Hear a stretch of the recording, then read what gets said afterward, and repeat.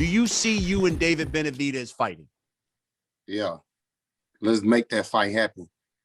I'm going to knock his little punk ass out. I promise that. I put that on everything I love.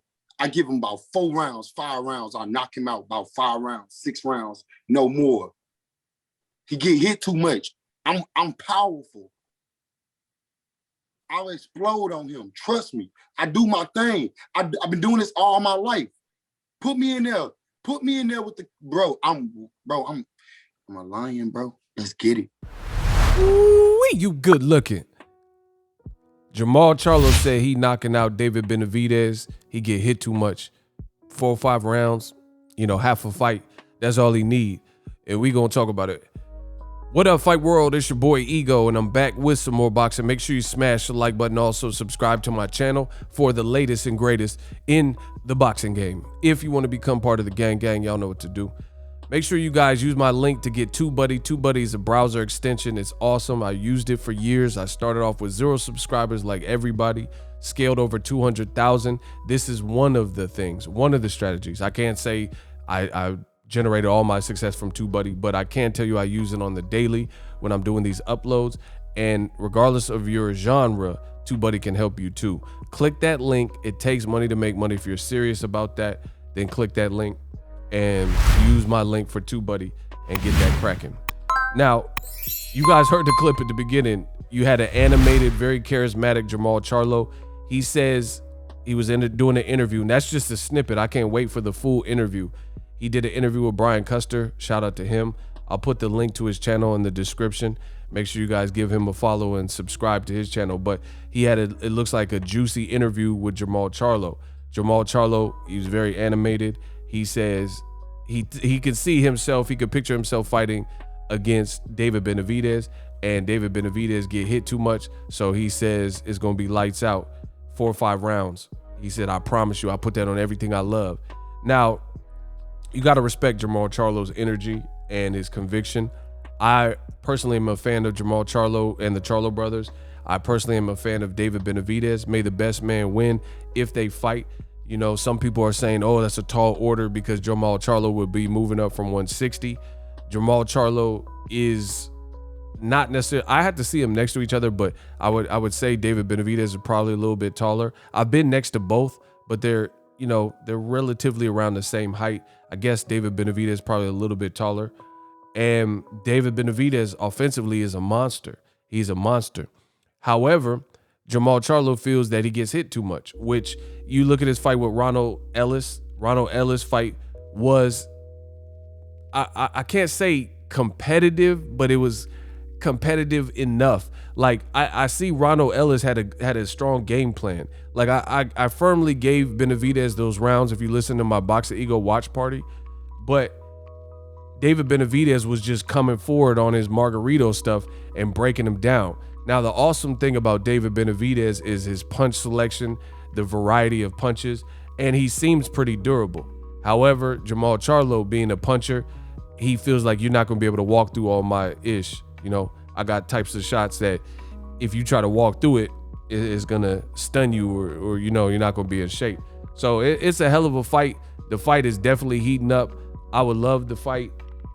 I don't know if Charlo goes straight at it, but the way he's talking, the way David Benavidez talking, this is looking like a collision course. Now, the bad thing is for Canelo Alvarez, he's, in my opinion, this is just my opinion, make sure you smash the like button. The bad thing is Canelo Alvarez. For Canelo Alvarez, this is going to be a bad look if David Benavidez takes on either Caleb Plant or Jermall Charlo before he takes on any of those guys. Canelo recently said in an interview that Eddie Hearn is the best promoter and treats him well and cares about the fighter, and he wants to establish a long-term pact or relationship. So you sued Golden Boy, you snaked them, got out of your contract with them, and sued initially DAZN, only to run back to DAZN and to team up with Eddie Hearn. The thing is, you've already ran through most of Eddie Hearn's fighters. You've already ran through them. So, I mean, you could keep working with them, but it's really going to be on PBC time, because after Billy Joe Saunders, who I think Canelo will beat, who else are you going to fight? And Eddie Hearn is not going to be there's no, in my opinion, even if Eddie Hearn's representing Canelo on a PBC card, it's still going to be a PBC show for the most part. It's not going to be a rematch room show where they have the full reign. But the point is Canelo Alvarez, he continues to fight European, Eastern European, and Turkish fighters, things like that. And these events aren't popping. Meanwhile, Jermall Charlo and David Benavidez are going at it and barking up each other's tree. And then there's other great fights. Caleb Plant talked slick about Benavidez. Benavidez said his things about that. Benavidez has also called out Canelo. So these dudes sound really ready to engage and fight. And they're fights that should be easier to facilitate. So it's going to be a bad look for Canelo's events, because when you're talking to me about Jermall Charlo and David Benavidez, or David Benavidez and Caleb Plant, those are amazing fights at 160 to 168. You know, and the reason I say that is I don't know if Charlo and Benavidez would happen at a catch weight or what the deal with, if it's at 168 or whatever. But those are both amazing fights. So Canelo can keep doing what he's doing, stay over there with Eddie Hearn, keep fighting European fighters, keep fighting the Billy Joe Saunders.